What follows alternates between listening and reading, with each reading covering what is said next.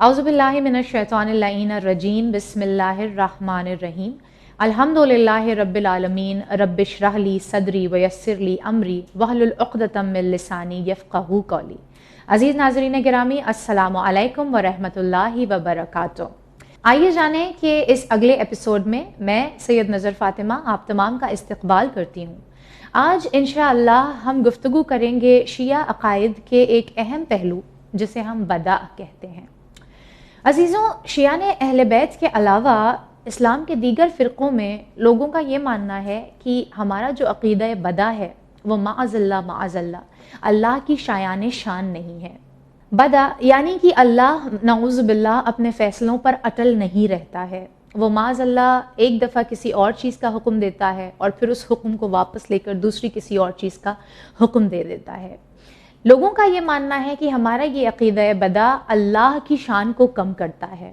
اس موضوع پر گفتگو کرنے کے لیے دوبارہ ہمارے ساتھ موجود ہیں ذاکرہ زہرا رضوی، جو انشاءاللہ اس بات کو واضح کریں گی کہ ہمارا عقیدہ کہیں سے بھی عقیدہ توحید کو، اللہ کی شان کو کہیں سے بھی کم نہیں کرتا ہے۔ خواہر میں آپ کا استقبال کرتی ہوں۔ السلام علیکم ورحمۃ اللہ وبرکاتہ۔ وعلیکم السلام ورحمۃ اللہ وبرکاتہ۔ خواہر یہ بتائیں آپ کہ بدع، یہ جو ہمارا عقیدہ ہے کہ اللہ اپنے فیصلوں کو بدل دیتا ہے، کیا یہ اللہ کی شایان شان نہیں ہے؟ کیا یہ کہیں سے بھی نقطہ برابر بھی، ذرہ برابر بھی اللہ کی شان کو، اس کے مرتبے کو کم کرتا ہے؟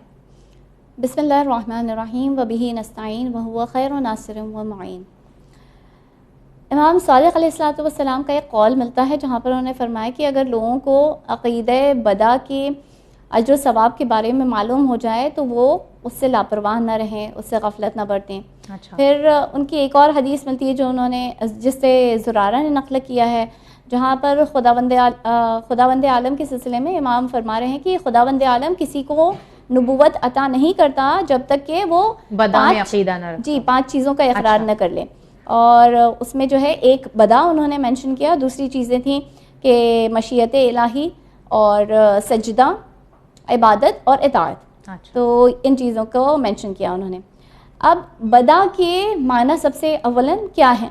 بدع کے سلسلے میں جیسے مسلمان یہ عقیدہ رکھتے ہیں کہ کبھی جو ہے انسان بہت زیادہ غنی ہوتا ہے، مالدار ہوتا ہے، پھر اسے فقر و فاقہ بھی دیکھنا پڑتا ہے۔ جی۔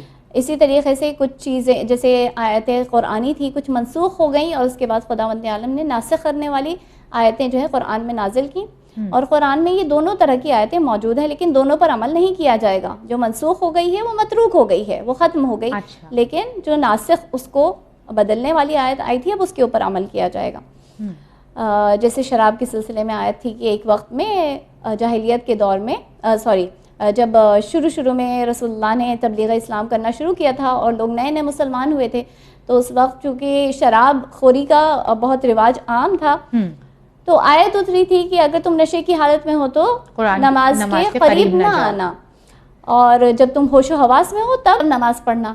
اور پھر اس کے بعد لیکن آیت نازل ہو گئی کہ شراب نشہ کرنا ہر حال میں حرام ہے۔ تو اس طرح کی آیتیں پائی جاتی ہیں قرآن کے اندر جو منسوخ اور ناسخ کہی جاتی ہیں، ایبروگیشن جسے کہا جاتا ہے انگلش میں۔ اچھا۔ اب اس کے علاوہ جو ہم دیکھتے ہیں کہ انسان ایک وقت میں بیمار ہوتا ہے، پھر صحت یاب ہو جاتا ہے، پھر کسی کی عمر گھٹتی یا بڑھتی ہے، جیسے صدقہ دینے سے کہا جاتا ہے کہ عمر بڑھ جائے گی، یا صلہ رحم کرنے سے عمر بڑھ جائے گی، قطع رحم کرنے سے عمر گھٹ جائے گی۔ تو یہ سب تمام چیزوں میں ہم سب کا عقیدہ ہے، جی تمام مسلمان متفق ہیں اس بات پر کہ یہ ساری چیزیں افیکٹ ہوتی ہیں۔ ہر حال میں اللہ کی مشیت کے بغیر کوئی چیز ہو نہیں سکتی۔ بالکل، اگر اللہ کسی کو بیمار کرتا ہے اور اس کے بعد اسے صحت دیتا ہے، تو ہم میں سے کیا کوئی بھی یہ کہے گا کہ نعوذ باللہ اللہ کو نہیں معلوم تھا، اس نے اپنا فیصلہ چینج کیا؟ کیا بات! اللہ کے علم میں تو تھا کہ ہاں اسے صحت یاب ہونا ہے، اور اللہ کے علم میں یہ بھی تھا کہ مجھے اسے صحت یاب کرنا ہے۔ اللہ کے علم میں یہ بھی تھا کہ ہاں کوئی اپنے مرض میں جو ہے فوت ہو جائے گا، انتقال کر جائے گا، تو یہ بھی اللہ کے علم میں۔ تو یہ بدع جو اپلیکیشن ہے بدع کا اطلاق جو کیا جاتا ہے وہ اللہ کے علم پر نہیں کیا جاتا، وہ ہمارے علم پر کیا جاتا ہے۔ اچھا۔ پھر اس کے علاوہ اب ہم دیکھیں کہ بدع کو دو معنی جو ہیں ہم بتا سکتے ہیں۔ ایک معنی جو بہت ہی کلیئر ہے، یعنی یبدأ اللہ، یعنی اللہ نے کسی چیز کو ظاہر کر دیا، ظہور کے سلسلے میں، کوئی چیز اپیئر یا مینیفیسٹ ہونے کے سلسلے میں آ رہی ہے، اور یہ اس کا جو ہے لغوی معنی ہے ڈکشنری میں جو ہمیں ملتا ہے.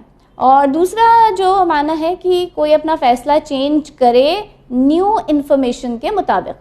ہاں، یہ بالکل بھی اللہ کے لیے نہیں استعمال کیا جاتا ہے، یہ ہم مخلوقات کے لیے ہوتا ہے، کیونکہ اللہ کا تو علم مکمل ہے، اس میں کوئی اضافہ ہونے کا کوئی چانس ہی نہیں ہے. ہاں، اللہ کی ذات ہی علم ہے، ہم علم کو الگ کر ہی نہیں سکتے اللہ کی ذات سے. بے شک بے شک. تو یہاں پر اب ہم دیکھیں کہ یہ اللہ کی ذات سے ہم اس کو نہیں جوڑتے ہیں، اس سیکنڈ میننگ کو.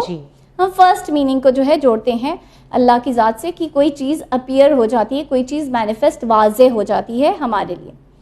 اب ہم دیکھیں کہ خداوند عالم نے خود سورہ بقرہ کی 106 آیت میں اس آیت مبارکہ میں فرمایا ہے کہ جو بھی آیات ہم منسوخ کر دیتے ہیں یا بھلا دیتے ہیں تو ہم اس سے بہتر یا اس جیسی لے کر آتے ہیں. اللہ ہر شے پر اختیار رکھنے والا ہے، قدرت رکھنے والا ہے. تو خداوند عالم نے یہاں پر جو ایک مثال پیش کرنا چاہوں گی کہ جب آپ اپنے بچے کا ڈریس سلواتے ہیں کسی ٹیلر سے، کسی سیمسٹرس سے، تو آپ کو معلوم ہے کہ یہ ڈریس اگر چھوٹا بچہ ہے تو وہ کچھ وقت کے لیے ہی پہن سکے گا وہ ڈریس. ٹیلر کو بھی معلوم ہے یہ بات.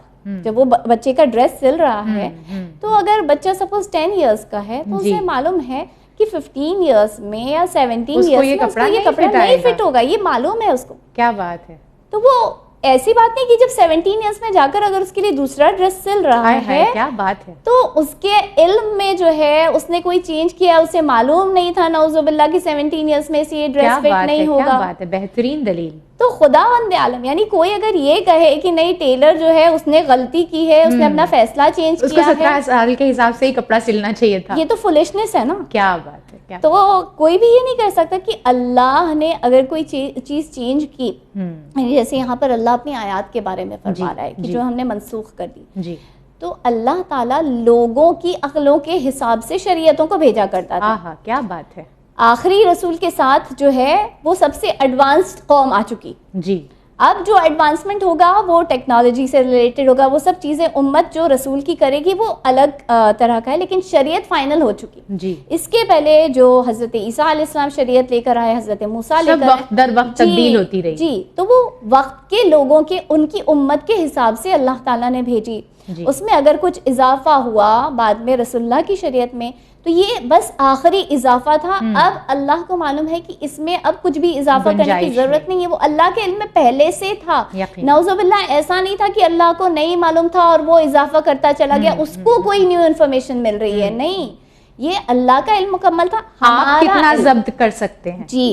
تو وہ آپ کتنا تحمل کر پا رہی ہے، وہ قوم کتنا تحمل کر پا رہی ہے، وہ امت، اس کے حساب سے اللہ تعالیٰ اتنا ان کو عطا کر رہا تھا. جزاک اللہ جزاک اللہ. تو اسی طریقے سے اگر کسی کے اس میں جو ہے خداوند عالم نے اسی طریقے سے جیسے ہم دیکھیں کہ اللہ نے اپنے علم کے حساب سے اسے معلوم ہے کہ یہ شخص جو ہے میں نے اس کے قسمت میں فقیری لکھ رکھی ہے، لیکن اللہ تعالیٰ نے یہ بھی لکھ رکھا ہے کہ اگر یہ شخص جو ہے لیزی نہ رہے، اگر یہ مشقت کرے، کوشش کرے، تو میں اس کے نصیب میں اسے نوازوں گا. اور اللہ کو معلوم بھی ہے کہ یہ شخص کوشش کرے گا یا نہیں کرے گا، یہ بھی معلوم ہے اللہ کو. یہ نہیں نعوذ باللہ کہ اگر ہمارے لیے نہ کہ اللہ کے لیے ہے، تو اللہ کے علم میں ہے.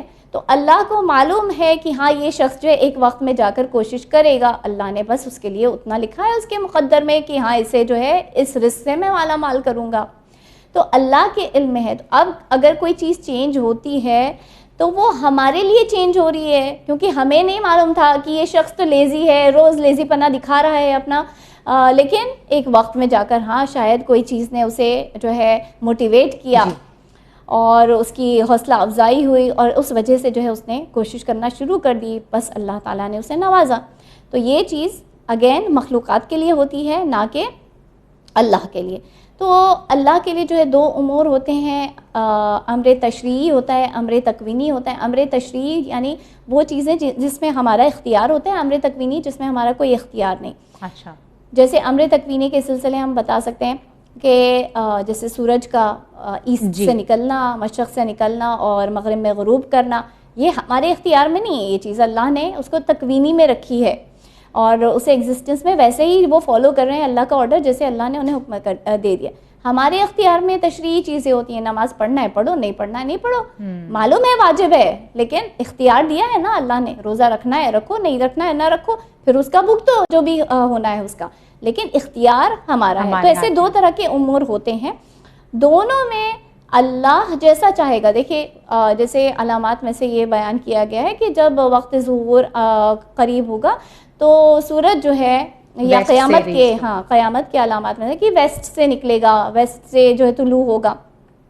یہ اللہ کے اختیار میں، ہمارے اختیار میں نہیں. اس کا مطلب ہرگز یہ نہیں ہے کہ اللہ تعالیٰ نے اپنا فیصلہ چینج کیا ہے کہ اب تک وہ سوچ رہا تھا کہ ہاں چلو اسے مشرق سے نکالا جائے، اب مغرب سے.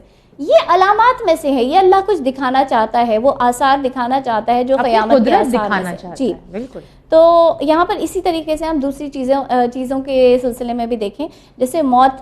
کئی مرتبہ حضرت عیسیٰ علیہ السلام کا واقعہ مشہور ہے کہ وہ ایک جگہ سے حواریوں کے ساتھ جا رہے تھے اور وہاں پر جو ہے انٹرٹینمنٹ اور جو ہے بہت ریجوائسنگ چل رہی تھی، وہاں پر بہت خوش ہو رہے تھے لوگ.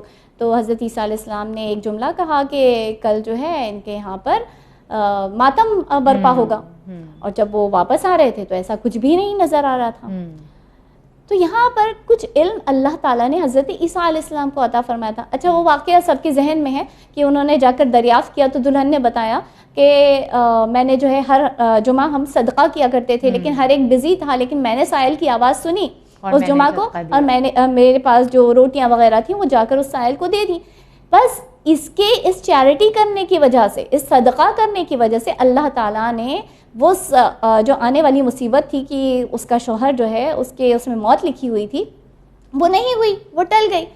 اور پھر حضرت عیسیٰ علیہ السلام نے جو ہے ایک مرتبہ اس کے حجرے کے جو ہے اس کو تلاشی نہیں کہیں گے، جسٹ تفتیش کرنا چاہیے کہ کیا تھا یہاں پر کس اس سے.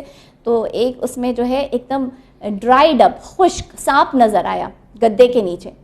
تو جو ہے اس کی خوراک لکھی ہوئی تھی اس صدقے میں کہ وہ کھاتا اور اس سے جو ہے وہ تناور ہو جاتا اور وہ جو ہے ڈس لیتا، لیکن چونکہ اس نے جو ہے اسی خوراک کو صدقہ کر کے سائل کو دے دیا، بس اللہ تعالیٰ نے اس کے رزق کو ختم کیا، اس سانپ کے رزق کو ختم کیا اور جو موت آنے والی تھی وہ نہیں ہوئی.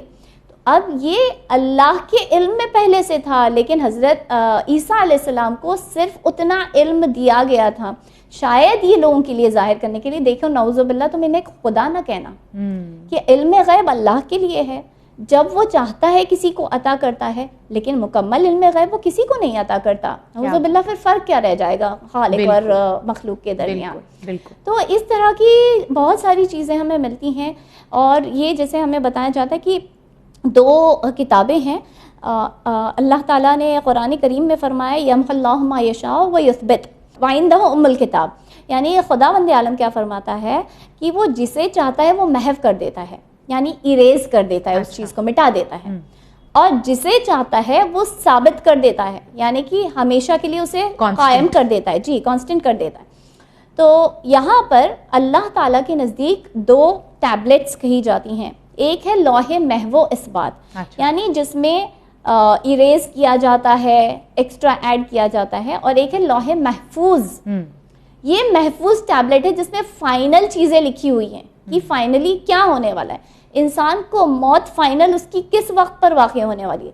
ہم بھی جانتے ہیں کہ کئی مرتبہ انسان کی موت آتی ہے لیکن اس نے کچھ کیا ہوتا ہے جس کی وجہ سے وہ موت ٹل جاتی ہے. چاہے اول وقت پر نماز پڑھنے کا عادی رہا ہو تو اس نے اول وقت پر نماز پڑھ لی تو اس کی وجہ سے جو ہے اس کی موت ٹل گئی، یا اس نے صلہ رحمی کی تو اس کے جو ہے 30 سال بڑھ گئے، یا کسی کو موت جلدی آ جاتی کیونکہ اس نے قطع رحمی کی اور اس گناہ سے ندامت نہیں کی اور اس نے مغفرت طلب نہیں کی، لہٰذا اس میں جو ہے اس کی عمر گھٹا دی گئی. اسی طریقے سے جو ہماری دعاؤں کا کرنے کا جو ہمیں کہا گیا ہے، خود خداوند عالم نے قرآن میں کہا ہے کہ تم جو ہے مجھ سے دعا کرو اور میں تمہاری دعا کو مستجاب کروں گا، جواب دوں گا. یا خداوند عالم نے کہا کہ جب کوئی شخص مجھ سے دعا کرتا ہے تو میں اس کی شہرت سے اس سے قریب ہوں اور میں اس کی دعا کو سنتا ہوں. تو یہ دعا کا کانسیپٹ ہی ختم ہو جاتا.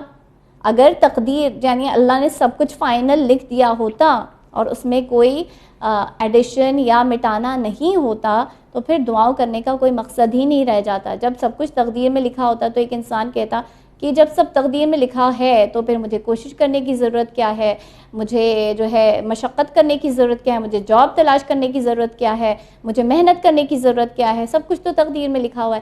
تقدیر میں جو لکھا ہوا ہے وہ اللہ کے علم میں ہے, لیکن اللہ کے علم میں یہ بھی ہے کہ فلاں شخص اس وقت میں یہ کوشش کرے گا, فلاں شخص یہ عمل بجا لائے گا. بس اللہ نے اس وجہ سے جو ہے لوح محفوظ اس بات کو رکھا ہے جس کا علم اس نے اپنے نمائندوں کو دیا ہوا ہے, اپنی حجتوں کو دیا ہوا ہے, اور اس علم کی بیسس پر وہ ایکٹ کرتے ہیں, اور وہ لوح محفوظ کے بیسس پر ایکٹ نہیں کرتے جہاں پر فائنل اللہ نے ڈیسیجنز یا اپنے درج کیے ہوئے ہیں یا تحریر کیے ہوئے ہیں. جزاک اللہ خیر. بہترین آپ نے انداز سے اس کو واضح کیا ہمارے لیے کہ دراصل ہمارے علم کی جو کمی ہوتی ہے اس کے بنا پر ہم یہ سمجھتے ہیں کہ اللہ اپنے فیصلوں کو بدل رہا ہے, جبکہ در حقیقت اللہ اپنے فیصلوں کو ہمارے لیے ہمارے علم کے حساب سے ظاہر کر رہا ہوتا ہے وقت در وقت. ایسی ایک مثال کے طور پر میں چاہوں گی کہ لوگ زیادہ بہتر سے ایک مثال میں آپ سے پوچھنا چاہوں گی, آپ کے سامنے پیش کرنا چاہوں گی, جس کو آپ واضح کریں تاکہ ہمارے ناظرین اس کنسیپٹ کو اور بہتر طریقے سے سمجھ سکیں, اس عقیدے کو اور بہتر طریقے سے سمجھ سکیں. ہم دیکھتے ہیں کہ جب جناب موسیٰ علیہ السلام کو پروردگار عالم نے کوہ طور پر بلوایا تھا تو پہلے آپ کو اللہ نے 30 راتوں کے لیے بلایا تھا اور پھر بعد میں 10 راتوں کا ایکسٹینشن اضافہ کیا گیا تھا. تو پھر وہی بات کہ کیا اللہ کو معاذ اللہ نعوذ باللہ علم نہیں تھا کہ مجھے 40 راتوں کے لیے موسیٰ کو اپنے پاس رکھنا ہے؟ تو اللہ نے پہلے 30 رات کیوں کہا اور پھر بعد میں 10 راتوں کا اضافہ کیوں کیا؟ ایک ساتھ ہی اللہ نے کیوں نہیں کہہ دیا کہ اے موسیٰ 40 راتوں کے لیے تم میرے پاس آ جاؤ؟ دیکھیے اللہ کے علم میں تھا کہ 40 رات بعد ہی جو ہے وہ انہیں تورات عطا فرمائے گا, جی, وہ جو 10 کمانڈمنٹس ہیں وہ انہیں عطا فرمائے گا. یہ حضرت موسیٰ کے علم میں نہیں تھا. دیکھیے حضرت موسیٰ سے پہلے اللہ تعالیٰ نے کہا 30 نائٹس وَوَعَدْنَا مُوسَىٰ 30 لَيْلَةً وَأَتْمَمْنَاهَا ب10 اور ہم نے اس کو 10 اور سے مکمل کر دیا. تو یہ جو ہے سورہ اعراف کی آیت مبارکہ ہے نمبر 142. تو یہاں پر کہ ہم نے موسیٰ کو بتایا 30 راتوں کا اور انہوں نے اپنی قوم کو بتایا میں 30 راتوں کے لیے جو ہے جا رہا ہوں خداوند عالم سے ملاقات کرنے کے لیے. اچھا جب وہ گئے تو اللہ تعالیٰ نے انہیں جو ہے فاسٹنگ کا روزہ رکھنے کا حکم دیا. جی, حضرت موسیٰ علیہ السلام جو ہے 30 روز انہوں نے روزہ رکھا. اس کے بعد آخر جو وہ وقت آ گیا اللہ سے ملاقات کرنے کا تو وہ کوہ طور پر گئے. جی, اچھا وہ گئے تو انہوں نے برش کیا, اپنے دانتوں کو جو ہے مسواک کیا, انہوں نے اس وقت میں برش کیا اور پھر گئے. خدا انہیں نہیں معلوم تھا کہ یہ روزہ رکھنا جیسے آج بھی ہم جانتے ہیں کہ مکروہ ہے برش کرنا, ویٹ برش سے ٹوتھ برش یوز کرنا. اگر ڈرائی ہے تو خیر سید سستانی نے اسے مکروہ نہیں قرار دیا لیکن ویٹ برش کو مکروہ قرار دیا. جی, تو وہ برش کر کے گئے. جب وہ برش کر کے گئے تو خداوند عالم نے انہیں حکم دیا کہ اے موسیٰ ایک روزے دار کے منہ سے جو خوشبو آتی ہے وہ مجھے بہت زیادہ پسند ہے, مجھے مشک و عنبر سے زیادہ پسند ہے. بس اب تم 10 روز اور روزے رکھو کیونکہ تم برش کر کے آ گئے میرے پاس. اچھا. تو یہ تو اللہ کے علم میں تھا کہ حضرت موسیٰ ایسا کریں گے اور میں انہیں 10 روز کا اور جو ہے حکم دینے والا ہوں. اللہ کو معلوم تھا کہ 40 راتوں بعد ہی یہ ہونے والا ہے, یہ حضرت موسیٰ کو نہیں معلوم تھا. تو 10 روز اور انہوں نے روزہ رکھا. اچھا دوسری بات یہ تھی کہ یہ ٹیسٹ تھا ان کی قوم کے لیے کہ حضرت موسیٰ علیہ السلام یہ کہہ کر گئے تھے کہ 30 راتوں کے بعد میں آ جاؤں گا واپس. یہاں پر 30 راتیں مکمل ہوئی, حضرت موسیٰ نہیں پلٹے تو سب کا ایمان ڈاما ڈول, سب جو ہے وہاں پریشان ہونے لگے. اب دیکھا سامری نے کہ یہ پریشان ہے, اسے فوراً موقع دیکھتے ہی اس نے اپنا منصوبہ جو ہے وہ امپلیمنٹ کر دیا کہ اس نے ہر ایک سے کہا کہ دیکھو حضرت موسیٰ تو آئے نہیں, لو میں تمہارے لیے خدا بناتا ہوں, ایک گوسالہ بناتا ہوں. اور چونکہ اس نے وہ دیکھ لیا تھا اسے ایک فرشتے کے جو ہے یا ایک نبی کی ظاہراً فرشتہ ہی ہے جس کا کچھ اس کے پر جو گر گئے تھے اس میں سے وہ قطرات مل گئے تھے. تو اس نے وہ اٹھا لیا تھا اور پھر اس نے جو ہے تمام عورتوں کے زیورات لیے, گوسالہ بنایا اور اس کے اندر جو ہے اس کو ڈال دیا. تو وہ جو ہے آواز کرنا شروع کر دیا اس گوسالے نے, بس منہ کیا کرتا تھا. تو ایک بیکاز بے جان چیز تھی تو لوگ اس میں حیرت میں پڑ گئے کہ ایک بے جان چیز کیسے آواز. اور وہاں جو ہے حضرت موسیٰ کی اتنی محنت سب پانی ہو گئی. کہ حضرت ہارون کو بھی پیچھے چھوڑ کر گئے تھے کہ دیکھو میں تمہیں چھوڑ کر جا رہا ہوں اور میری امت کا خیال رکھنا، لیکن لوگوں نے حضرت ہارون کو کمزور کر دیا. ہر ایک نے یہ کہنا نہیں نہیں یہ تو ہے گوسالہ، یہ تو آواز کر رہا ہے، اور اس کے سامنے پرستش کرنی شروع کر دی. تو یہ ان کا بھی امتحان تھا. بس خداوند عالم نے جو ہے جب وہ 10 روز کے بعد یعنی 40 روز مکمل ہوئے اور ان سے ملاقات ہوئی اور ان کو جو ہے وہ لوح اور تورات عطا کیے، اس کے بعد کہا کہ تم نے کیوں میری طرف صحیح کی تھی اے موسیٰ؟ تو حضرت موسیٰ نے کہا کہ تیرے شوق میں، تیری محبت میں تیرے پاس آیا تھا. تو بس اللہ تعالیٰ نے فرمایا کہ میں نے تمہارے بعد تمہارے پیچھے تمہاری قوم کا امتحان لیا اور وہ فیل ہو گئے، سامری نے انہیں بہکا دیا. حضرت موسیٰ فوراً جیسے ہی اللہ تعالیٰ کے ساتھ یہ گفتگو ختم ہوئی اور پلٹے غضبناک ہو کر، اور وہاں دیکھا کہ یہ سب چل رہا ہے.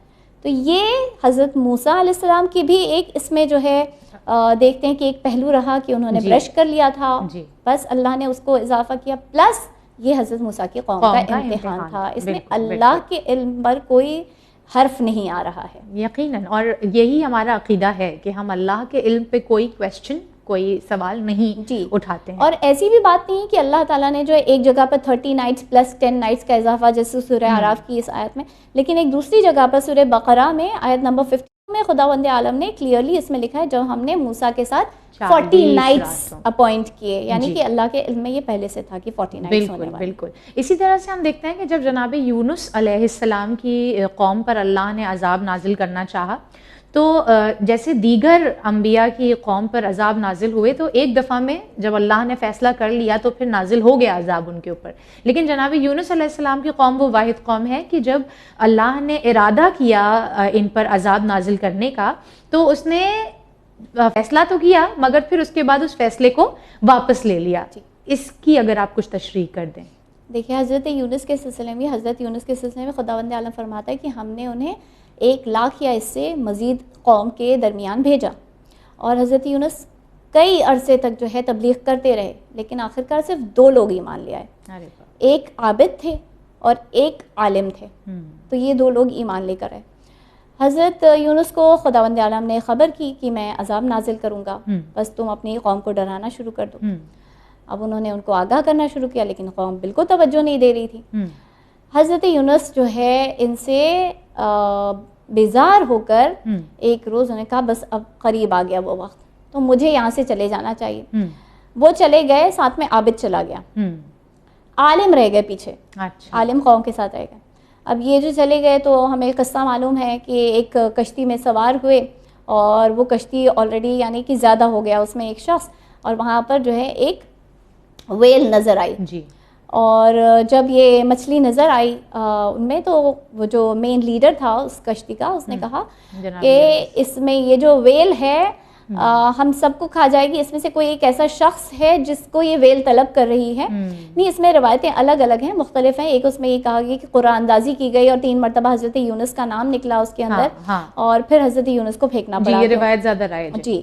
اور دوسری یہ والی روایت کہ وہ مچھلی نظر ہی آ رہی تھی اور انہوں نے کہا کہ یہ ہماری کشتی تو کھا جائے گی سب کو، لہٰذا ایک شخص کو اس میں سے پھینک دیا جائے تاکہ وہ اس کی غذا بن جائے. اور حضرت یونس نے کہا کہ میں نے اپنے مالک کی نافرمانی کی ہے، میں اپنے مالک سے فرار ہو کے آیا ہوں. یعنی حضرت یونس نے اعتراف کیا اس بات کا، کیونکہ انہوں نے اجازت نہیں لی تھی اللہ کی. اچھا، اللہ کی کچھ توقعات ہوتی ہیں انبیاء سے، ہم سے، ہر کے درجے کے حساب سے توقعات ہوتی ہیں. تو نبی سے یہ توقع رکھتا ہے کہ جب تک میں کوئی حکم نہ بھیجوں تب تک تم کچھ عمل نہ کرنا، کوئی فعل انجام نہ دینا. حضرت یونس نے ویٹ ہی نہیں کیا کہ خداوند عالم کیا کہنا چاہ رہا ہے انہیں، اور وہ وہاں سے چلے آئے تھے. بس وہ مچھلی نے نکل لیا اور وہ جو ہے اس کے اندر رہے کچھ وقت تک. جی، شکم ماہی میں رہے اور وہاں پر انہوں نے لا الہ الا انت کی تسبیح کرنا شروع کر دی. پھر اللہ تعالیٰ نے اس کو ایکسیپٹ کیا ان کی اس استغفار کو، توبہ کو، اور اس نے جو ہے انہیں گراؤنڈ پر جو ہے باہر نکل دیا، باہر زمین پر پھینک دیا. جی. اچھا، یہاں پر کیا ہوا، یہ عالم جو ہے حضرت یونس اور اس عابد کے پیچھے لوگوں کے درمیان تبلیغ کرتے رہے. دیکھو اللہ کا عذاب نازل ہوگا، لہٰذا تم لوگ جو ہے سیدھے راستے پر آ جاؤ. اور لوگ پھر بھی نہیں مانتے رہے. لیکن جو اپوائنٹڈ ڈے تھا عذاب کا، اس روز انہوں نے دیکھا کہ سیاہ بادل نظر آنے لگی. جیسے ہی سیاہ بادل نظر آیا، اب یہ قوم جو ہے ڈر گئی. کہا کہ یہ واقعی سچ ہی کہہ رہے تھے. فوراً جو مائیں تھیں, جو پیرنٹس تھے, والدین تھے, اپنے بچوں سے جدا ہوئے. انہوں نے کہا کہ نہیں, اب ہم کو نہ اپنے بچوں سے کوئی سروکار ہے, کچھ نہیں, بس اب ہم کو جو ہے سب جا کر صحرا میں جو ہے استغفار طلب کرنا ہے, توبہ کرنا ہے. اور یہاں وہ جو ہے بالکل خلوص دل کے ساتھ جو ہے انہوں نے توبہ کرنا شروع کی, استغفار کرنا شروع کیا. بس خداوند عالم جو ہے ان کی استغفار کو قبول کیا اور وہ پلٹ گیا وہ عذاب. اب یہ بتایا جاتا ہے کہ حضرت یونس واپس آئے اپنے قوم کی طرف. انہوں نے دیکھا کہ کوئی عذاب نہیں ہے, قوم ویسے ہی جو روز کی زندگی ہے ویسے ہی چل رہی ہے. انہوں نے کہ اب یہ تو مجھے کہیں گے کہ یہ جھوٹے تھے, ان کو تو پتہ نہیں میرے پیچھے کیا ہوا یہاں پر, تو یہ تو جھوٹے تھے لہٰذا. اور لیکن یہ ویٹ کر رہے ہیں حضرت یونس کا کہ وہ آ جائیں تو ہم ان کے پیروں میں گریں, ہم جو ہے معافی طلب کریں, ان کو ان کا استقبال کریں. لیکن انہوں نے یہ حال دیکھا تو وہ پھر پلٹ گئے, اور پھر اس کے بعد جو ہے انہوں نے جا کر استغفار کرتے رہے. اور اس کے بعد میں ایک وقت اللہ کا حکم آیا, جب یہ تھوڑا ان کو انرجی آ گئی, کیونکہ بہت کمزور ہو گئے تھے وہاں تاریکی میں رہتے رہتے. جب انرجی آ گئی تو اللہ تعالیٰ کا حکم آیا کہ جاؤ اپنی قوم کی طرف واپس. تو اب یہاں پر بھی جو ہے ہم دیکھ رہے ہیں کہ یہ قوم کا امتحان تھا اور حضرت یونس کا بھی اس میں امتحان تھا. اگر پہلے سے اللہ تعالیٰ بتا دیتا حضرت یونس کو کہ دیکھو میں آثار نمایاں کروں گا, لیکن جو ہے تمہاری قوم تو توبہ کر لے گی اور پھر میں اسے پلٹا دوں گا, تو حضرت یونس بھی جو ہے کمزور پڑ جاتے اس میں تبلیغ کرنے میں, کہ جب یہ ہونا ہی ہے تو میں اتنی زوردار طریقے سے کیوں تبلیغ کروں. تو ان کے اس میں بھی جو ہے وہ فورس جو رہتا تبلیغ کرنے میں وہ بھی جو ہے نہیں رہ جاتا. تو یہ حضرت یونس کے لیے بھی ایک امتحان تھا, آزمائش تھی, اور قوم کے لیے بھی آزمائش تھی. اسی طرح سے ہم دیکھتے ہیں کہ جب امام جعفر صادق علیہ السلام کے لیے ملتا ہے کہ آپ کی جو سب سے بڑے صاحبزادے تھے جناب اسماعیل علیہ السلام, آپ سے امام جعفر صادق علیہ السلام بے حد محبت کرتے تھے, اور اسی کی بنا پر لوگوں کو لگتا تھا کہ آپ شاید امام وقت بنیں گے امام جعفر صادق علیہ السلام کے بعد. لیکن ہم دیکھتے ہیں کہ آپ کے بجائے امام موسی کاظم علیہ السلام کو امامت ملی.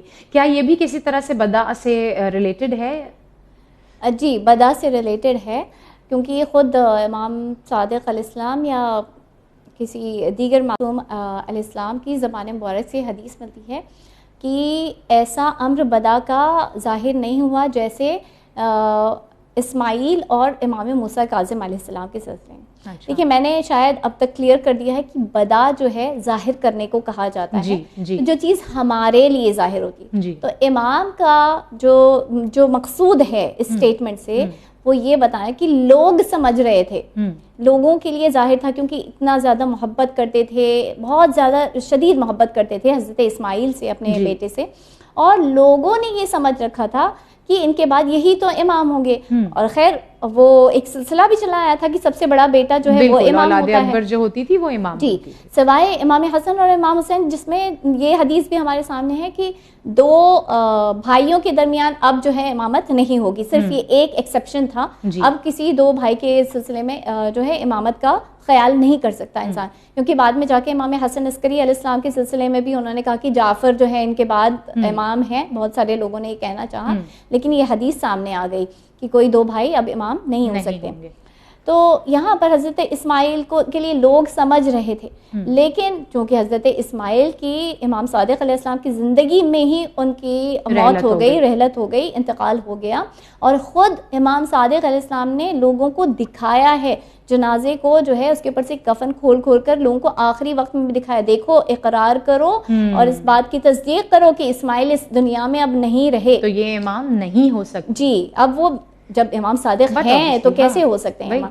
تو امام صادق علیہ السلام کی گزرنے کے بعد جب یہ امر حضرت موسیٰ کاظم علیہ السلام کی طرف پلٹا تو کسی نے یہ توقع کی نہیں تھی. اور دوسری ایک چیز جو بہت زیادہ اس وقت میں جو تفرقہ ہوا ہے وہ اس بات سے بھی ہوا کہ امام صادق علیہ السلام نے ایک وصیت اپنے پیچھے چھوڑ رکھی تھی, کیونکہ ان کے سکسیسر کو, ان کے وصی کو جو ہے جان کا خطرہ تھا, اور منصور دوانقی جو ہے وہ تلاش میں تھا کہ کون امام کا سکسیسر ہوگا, اس کو بھی میں ختم کر دوں گا.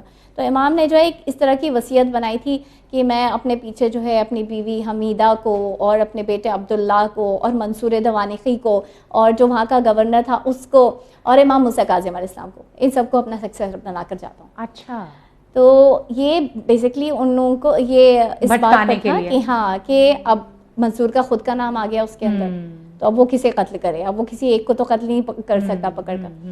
تو خیر یہ اس وجہ سے بھی جو ہے جو جن کے ناقص الایمان لوگ تھے، جن کے ذہن اتنے مکمل نہیں تھے جی، تو ان کے ذہن بھٹک گئے، اور اس وجہ سے بھی تھوڑا سا جو ہے ایک تفرقہ مچ گیا دین کے اندر، ہم کہہ سکتے ہیں.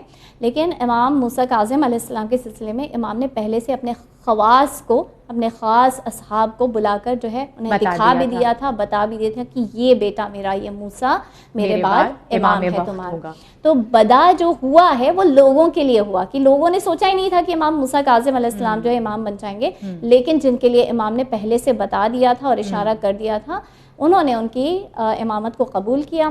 بہت سارے ایسے اصحاب تھے جو بالکل کنفیوژن میں آ گئے تھے اور مبہوت ہو گئے تھے اس وقت میں کہ ہم کیا کریں، لیکن انہوں نے امام موسیٰ جب گئے ان لوگوں کے پاس، جیسے عبداللہ کے پاس بھی گئے تھے. عبداللہ یہ امام کا وہ بیٹا تھا جس نے اپنا ہی ایک فرقہ بنا لیا جسے فتاحیہ کہا جاتا ہے. تو عبداللہ الفتاح اسے کہا جاتا ہے، اسی نام سے فرقہ مشہور ہوا. تو یہ امام کا جو ہے اس وقت بڑا بیٹا تھا عبداللہ. تو بہت سارے لوگ اس کے فرقے میں چلے گئے، اس کے مذہب کو اپنا لیا، لیکن کچھ لوگ جو ہے اس سے سیٹسفائیڈ نہیں ہوئے، اور جب امام موسیٰ کاظم علیہ السلام کے پاس میں آئے تو کچھ کویسچنس ان کے سامنے پیش کیے، اور جو انہوں نے اطمینان بخش جواب دیے اس کے، انہوں نے کہا کہ یہی ثابت ہو گیا کہ علم یہی امام وقت یہی ہو سکتا ہے. تو یہ بدا جو ہے جہاں ہم کہہ رہے ہیں ظاہر ہونا، وہ ہمارے لیے ظاہر ہوتا ہے، نہ کہ اللہ کے لیے کوئی چیز ظاہر ہو رہی ہے. بالکل بالکل، جزاک اللہ خواہر اتنے بہترین انداز سے اس کو ہمارے لیے واضح کرنے کے لیے، کیونکہ مجھے یقین ہے کہ یہ کانسیپٹ اتنا آسان نہیں تھا جتنا آسان آپ نے اسے ہمارے لیے بنا دیا الحمدللہ. عزیز ناظرین، آپ کا بہت بہت شکریہ اپنا قیمتی وقت ہمیں دینے کے لیے. انشاءاللہ پھر ایک عقیدے کے ساتھ ہم حاضر خدمت ہوں گے آپ کے. تب تک کے لیے میں سید نظر فاطمہ لیتی ہوں آپ تمام سے وداع. دیکھتے رہیے چینل ون. فی امان اللہ.